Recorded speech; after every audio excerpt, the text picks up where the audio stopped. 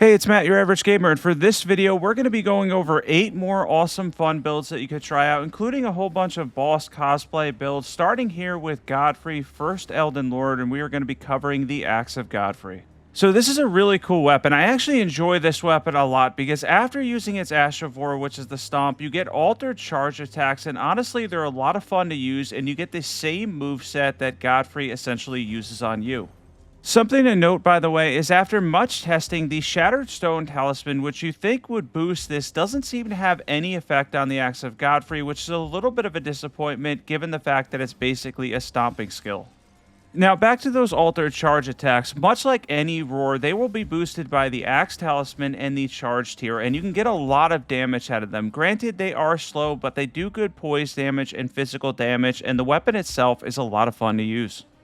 I've had a lot of people ask me to take another look at this weapon because I don't use it often because of the fact that, as you can see there, the initial stomp, especially for faster bosses, takes a long time. However, getting used to the altered charge attacks, they are pretty useful, and overall the weapon itself is actually pretty good. I would say taking another look at it, playing as Godfrey, first Elden Lord, could be a lot of fun. Now, his armor set doesn't offer 51 poise, so there is a little bit of a disappointment there. Overall, though, this is a good and solid build. We have the Axe of Godfrey, plus 10 preferably, any seal for buffs. We have the Elden Lord armor set on. We have the Roar Medallion. We have the Axe Talisman. We have the Two-Handed Sword Talisman, Ritual Swords Talisman, Spike Crack tier, Faith tier. Let's jump into stats. And for stats, we have 60 Vigor, 16 Mind, 32 Endurance. We have 54 Strength. That's going to be over 80 when we two-hand this. We have 34 Dexterity as a little bit of a quality weapon, 25 Faith with the Faith tier. And our buffs are Golden Vow and Flame Grant Me Strength. And next up here, we have a build for Commander Gaius, one of the most frustrating bosses in the DLC. I've added Frost to his build for the Gravity Spin as a little bit of a change up to make sure we get in some extra damage. And then, of course, with the Meteorite Staff, we'll be using the spell Blades of Stone. Now, Blades of Stone isn't going to do an insane amount of damage or anything like that. It's mostly physical damage. It's pretty much just okay as terms of the build goes and everything like that, but it gives you a ranged option, and then switch back to the Sword Lance, of course, to get the Frost build up and a lot more physical damage too. And you'll basically have Commander Gaius' build with, of course, the addition of the Frost for a little bit more damage. His build overall is a lot of fun, and of course, he has a good amount of defense with this armor set too. In a second here, we're going to go over equipment, stats, everything you need to know. And of course, we have the Sword Lance with Gravity Spin in Cold Affinity. We have the Meteorite Staff. We have any seal for buffs. We're using Gaius' armor set. We have the Shard of Alexander. This next slot is an optional talisman slot, but the Ritual Swords Talisman will go well here. We are using the Magic Scorpion Charm for some added magic damage. Arsenal Charm +1 or Great Jar's Arsenal. Intelligence tier, Faith tier, and we're using Margit Shackle there too. And for stats, we have 60 Vigor, 20 Mind, 31 Endurance, 34 Strength. That's going to be over 50 when we two-hand this. We have 58 Intelligence with the Intelligence tier, and we have 25 Faith with the Faith tier too. Of course, we have a good amount of defense with Gaius' sets. It's a heavier armor set. We have 75 poise, which is awesome. We're using Golden Vow and Flame Grant Me Strength for our buffs, and of course, Blades of Stone as our main spell. And next up, we have a build for Radahn. This is a really fun one. We're going to be using the Lion's Great Bow as a backup weapon, which can do a lot of damage. This is a little bit of a combination build, building around a little bit of the Great Bow, and then the main weapon's going to be one of his sets from the DLC, the one that I like more so. And that's going to be the Great Sword of Radahn Lord version. I like the one with a little bit more complicated set. By the way, they do holy damage despite their intelligence scaling. It's a little bit confusing overall. They're not amazing or anything in terms of damage, but they are a lot of fun to use, and the moveset's really cool too. By the way, if you're wondering if I had surgery on my hand, yes, I did, and it is recovering. It's recovering kind of slowly. It's only been a week at this point. This was actually a build video that I was working on before I had the surgery, and I decided to go in and finish a lot of cosplay builds and stuff for bosses. I wanted a chance to kind of play as the bosses, decided to make a video based on that, and I added in one Halloween build later too, because of course Halloween is this week.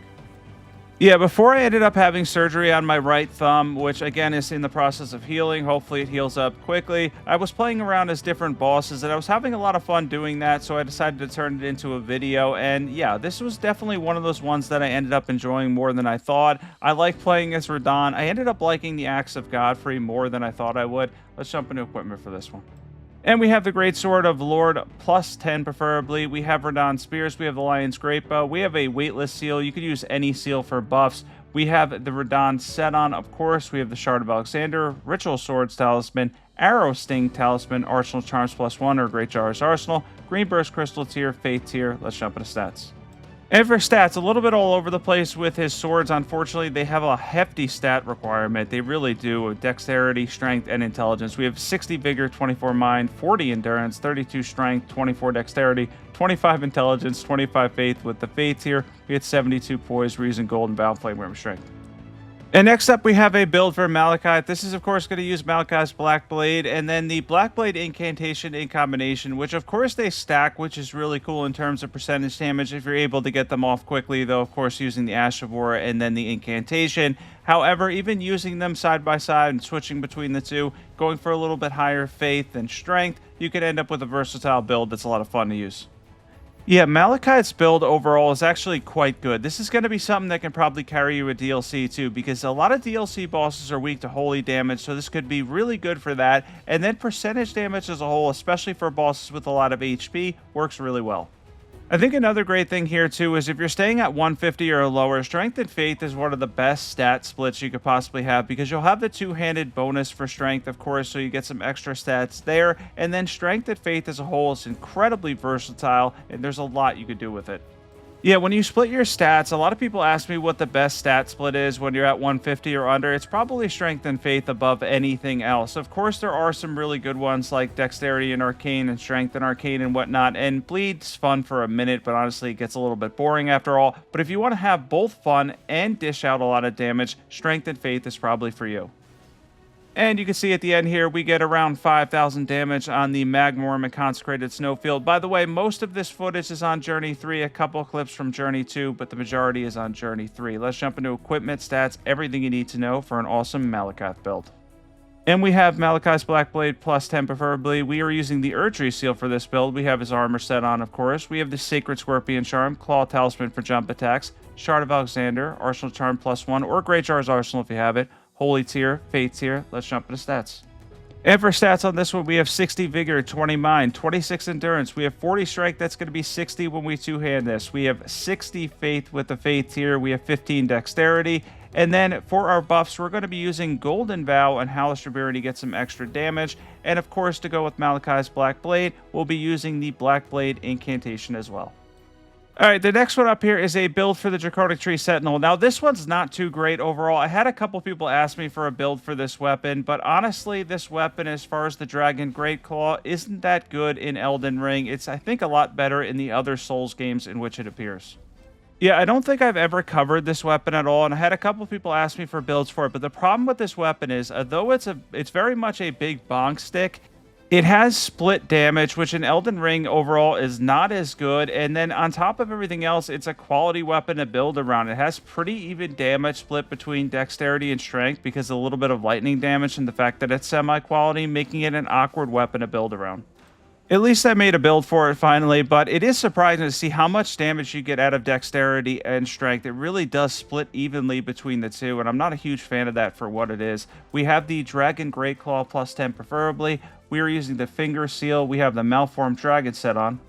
We have the Axe Talisman. We have the Two-Handed Sword Talisman. We have the Claw Talisman to get in some jump attacks. Arsenal Charm +1. We have the Opaline Hard tier and Faith tier for buffs. Let's jump into stats. And for stats on this one, as I mentioned, it's going to involve a lot of dexterity. We have 60 Vigor, 18 Mind, 20 Endurance. We have 40 Strength. That's going to be 60 when we two-hand this. We have 50 Dexterity, 25 Faith with the Faith here. We had 67 Poise, decent amount of defense with this set. And then for our buffs, we're going to be using Golden Vow and, of course, Flame Grip Strength too. And next up, we have a build for Gideon. Now, this is going to build around his weapons debuff a little bit and different incantations. Originally, I thought about doing this as a Faith and Intelligence build, but splitting the stats, I ended up just getting kind of basically mid-damage from both spells and incantations, so I figured I'd build around one rather than the other. So I decided to go the incantation and Faith route because he uses a lot of incantations as well, and use the debuff on his Scepter. Now, his Scepter will debuff you too, and what it does is it adds 10% against resistances for magic and holy damage. So whether you're doing magic or holy, if you use it on a boss, you'll get 10%, around 10% more damage after using the debuff for a minute. I actually ended up liking this because then I could use multi-layered Ring of Light for some extra holy damage. And of course, we started with Scarlet Oania there as well, or Aonia, however you say that, because he does use the stuff you learn throughout fighting bosses. Let's jump into equipment. We have the Scepter of the All-Knowing, +10 preferably. We have the Erdtree Seal. We are using Gideon's set, of course. Phlox Canvas Talisman, Ritual Swords Talisman. We have the Godfrey Icon. We have the Sacred Scorpion Charm here. And we are also using the Holy Tier and Faith Tier too. All right, let's jump into stats for this one. And by the way, if you're just using the debuff, not hitting with the weapon at all, you don't need it upgraded. We have 60 Vigor, 21 Mind, 25 Endurance, 13 Strength, 20 Dexterity, 21 Intelligence, 70 Faith with the Faith Tier. His set doesn't hit 51 poise, a little disappointing there. We have Golden Vow, Halashaburi, Multi-Layered Ring of Light, and Scarlet Oania as our incantations. And next up here are two random ones. This is something somebody gave me an idea for in the Discord, and honestly one I was messing around with anyway, except I was using regular flame incantations, but this is going to combine Rellana's Twin Blades with Black Flame incantations and build around the Faith portion of the weapon while using incantations too. Now, I do like the beam part overall better, much like the Sword of Night and Flame, but if you go for the fire portion and then you build around fire incantations on top of that, you end up with a really versatile build that could do a lot, and of course her weapons are incredibly fun to use too.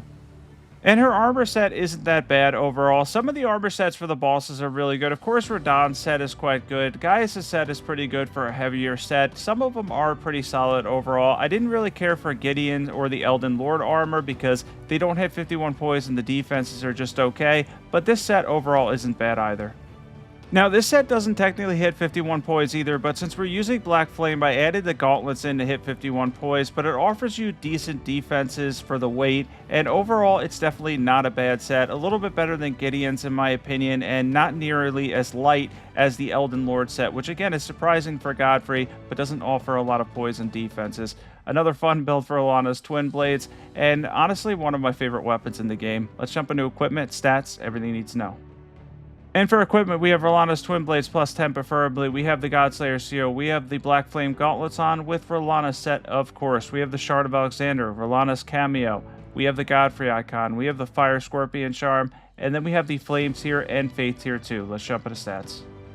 And for stats on this fun build, we have 60 Vigor, 22 Mind, 30 Endurance, 16 Strength, 16 Dexterity, 16 Intelligence. We have Pump Faith all the way up to 70 with the Faith Tier. We are using Golden Vow, Flame Grammy Strength, Black Flame, and then you can use Scouring Black Flame as well to fit the build for the Black Flame Rellana build. And next up here, we have the final one, and that's the Frost Reaper build. This is a little bit of a Halloween build. I ended up doing kind of like an Armored Reaper, except with Frost this time, of course, to build up a little bit of Frost and get some damage in. And we're going to be using Spinning Weapon, which is a really fun and powerful Ash of War, and give a little bit of a Halloween theme for this one. By the way, for those wondering what else I'm going to be doing after some of these build videos that come up, I'm going to be doing an early game guide for Dark Souls 3. I'm going to be branching out to a couple other games soon and seeing how people like it because I want to change stuff up soon. I am going to cover Elden Ring, probably do maybe one video a week or so, but I'm going to start doing other videos and branching into other things as well, starting with a Dark Souls 3 early game beginner's guide coming up soon. That's going to be a lot of fun too. I might do something for Dark Souls 2 as well. We have the Cold Grave Scythe with Spinning Weapon, any seal for buffs. We have the Oathkeeper Pants, Part of the Royal Remains set on, and Solitude chest piece. We have the Shard of Alexander, Melissa's Prosthesis, Wing Sword Insignia, or Rotten Wing Sword Insignia if you have it, Ritual Swords Talisman, Authority Tier, Faith Tier. Let's jump into stats. And for stats on this one, we have 60 Vigor, 16 Mind, 32 Endurance. We have 54 Strength. That's going to be over 80 when we two-hand this, which means I put the rest of the points in Dexterity because apparently that gives me more damage than going for 99 Strength. We have 25 Faith with the Faith Tier. We have 68 Poise with this build, and we're using Golden Vow and Flame Grip Strength.